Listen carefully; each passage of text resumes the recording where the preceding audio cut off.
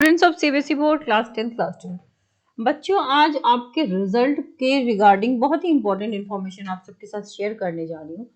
देश भर में 44 लाख 44 लाख बच्चे इस बार एग्जाम में अपियर हुए हैं। कुछ बच्चों ने एब्सेंट भी लगाई है, बट ऑलमोस्ट आप रख लो 44 लाख बच्चे अपियर हुए हैं।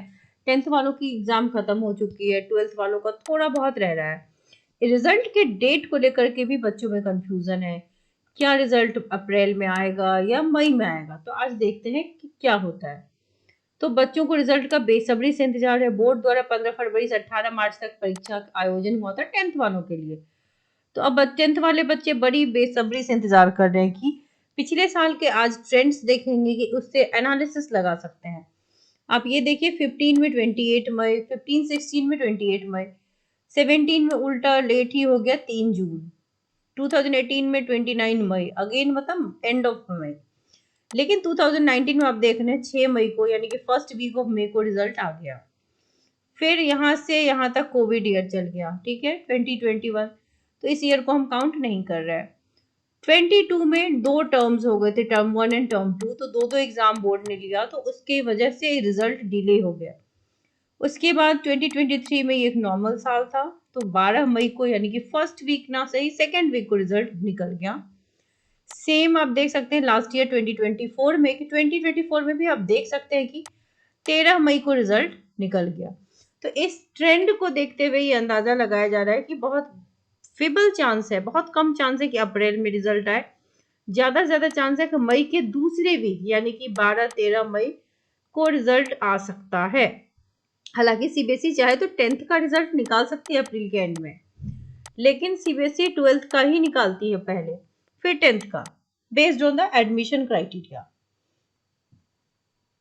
अब जो रिजल्ट है क्लास 10th की, जो पासिंग परसेंटेज जैसे ये था 93.6 था लास्ट ईयर, तो परसेंटेज में अब बच्चों का एक और सवाल है कि क्या 2025 में पासिंग परसेंटेज नए रिकॉर्ड्स बनाएगी या गिरावट आएगी? तो बेटा, इस बार सीबीएसई ने बहुत कोशिश की है कि बच्चों के पासिंग परसेंटेज अप हो, क्योंकि जो ट्रेंड है वो ऑलमोस्ट स्टैटिक हो गया पासिंग परसेंटेज भी। तो सीबीएसई इज ट्राइंग हार्ड, और भर भर के बच्चों को मार्क्स दिए जा रहे हैं, जहां जहां रिक्वायर्ड है वहां वहां दिए जा रहे हैं। आपने कहीं भी एफर्ट्स डाले हैं, आपको नंबर मिल रहे हैं। प्रीवियस ईयर के भी रिजल्ट्स देख लो, देखो इंटरनल असेसमेंट्स में पूरे पूरे नंबर, थ्योरी में भी भर भर के नंबर मिले हैं। प्लस अगर आपने 6 सब्जेक्ट ले लिया है तो फिर आपके लिए और बेनिफिट है कि पासिंग परसेंटेज बढ़ जाता है। See this type of result, यहाँ पर भी 20-20-20 सब में मिला है। थ्योरी में आप देख लो कितना बढ़िया नंबर दिया है। तो ऐसे बहुत सारे रिजल्ट हैं। इंटरनल में पूरे के पूरे नंबर आ रहे हैं, थ्योरी में भी अच्छे नंबर दे रही है सीबीएसई। यहाँ पर भी देखो मैक्सिमम रिजल्ट्स में यही होता है, यानी कि 10th वालों को तो 18 से 20 तक में ही इसी रेंज में मिलता है। थ्योरी में भी, क्योंकि आपका पासिंग जो है वो थ्योरी प्लस प्रैक्टिकल मिला के है, तो that is a convenience to students. 12th वालों के लिए थोड़ा सा मुश्किल हो जाता है, बिकॉज वहां पर आप देख जानते हैं कि पासिंग परसेंटेज में थ्योरी में अगर जो 70 मार्क्स की थ्योरी है वहां 23 नंबर लाना पड़ता है, जो 80 मार्क्स की थ्योरी है वहां पर 26 लाना पड़ता है। तो जिन बच्चों ने अटेम्प्ट लिए हैं, टू किसी के लिए भी मैं कहूँ 15 प्लस लिख करके अटेम्प्ट लिया है सही सही, तो आप पास हो जाओगे, क्योंकि जो डिफिकल्ट सब्जेक्ट्स हैं उसमें मॉडरेशन भी मिल रहा है, आपको ग्रेस भी दिया जा रहा है, एक्स्ट्रा मार्क्स भी मिल रहे हैं। जिन बच्चों ने कॉपी में अच्छे से नहीं लिखा है, बट आंसर अपनी लैंग्वेज में लिखा है, बना बना के लिखा है, ऐसे बच्चों को भी अच्छे मार्क्स दिए जा रहे हैं। अगर आपका answer out of the box है तो भी आपको उस क्वेश्चन के पूरे नंबर दिए जा रहे हैं। हाई कोर्ट का ऑर्डर है कि अगर किसी क्वेश्चन में मान लो टीचर ने टिक लगाया, मार्क्स देना वो भूल गए, आपका आंसर मान लो 5 नंबर में 2 ही नंबर का था, तो आपको अब टीचर पूरे नंबर देगा। तो बहुत चीजें आपके तरफ से फेवर में है। बेस्ट ऑफ 5, बेस्ट ऑफ 5 में क्या फायदा है कि अगर आपने 6 सब्जेक्ट लिया और आप अगर सिर्फ 5 सब्जेक्ट से पास हैं, तो सीबीएसई की वही क्राइटेरिया, तो आप ओवरऑल पास हैं। ठीक है। किसी बच्चे ने पूछा था कि अगर 6 में 2 में कंपार्टमेंट आ गई तो क्या होगा? तो मैं आपको बता दूं कि अगर 6 में 2 में कंपार्टमेंट आ गई, यानी कि 4 में आप पास हैं, 2 में कंपार्टमेंट आ गई है, ठीक है। तो बेसिकली 2 में जो कंपार्टमेंट है, तो आपको एक कंपार्टमेंट क्लियर करना है ना, ताकि आपके 5 सब्जेक्ट हो जाए। अगर आप 10th के बच्चे हैं तो आपको वैसे 2 सब्जेक्ट्स अलाउड हैं, 12th वालों को एक ही सब्जेक्ट अलाउड है, ठीक है। तो ये सारी चीजें हैं, कॉपी में अच्छे तरीके से मार्क्स दिए जा रहे हैं, तो टेंशन कोई मत लो।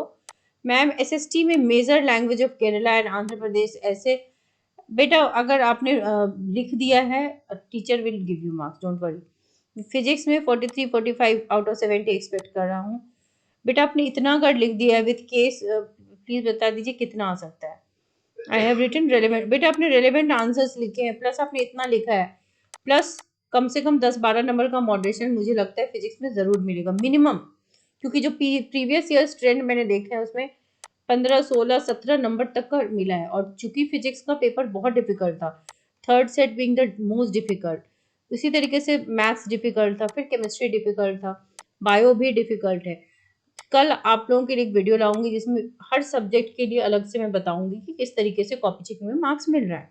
बट आज आपको बता दूं ओवरऑल अच्छे मिल रहे हैं। क्लास 10th मानो आपके भी नंबर अच्छे आ रहे हैं, चाहे साइंस हो मैथ्स हो।